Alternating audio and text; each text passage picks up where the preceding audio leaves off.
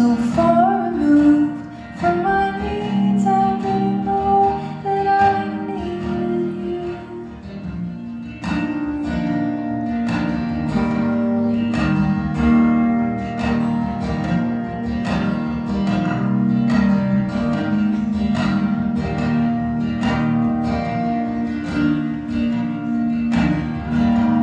Told my sister, sent a picture of us to her phone.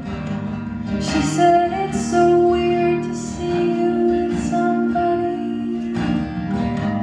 Emma, what the fuck does that mean? I'm a bit offended, but I guess she's never seen me with somebody that I like enough to show off to my family. I think that you were made for me. I think it's probably destiny.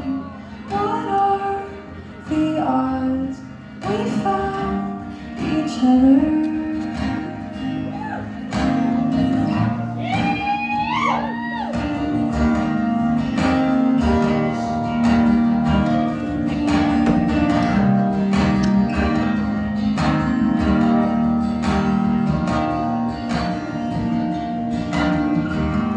I gave up trying to hold myself back from this.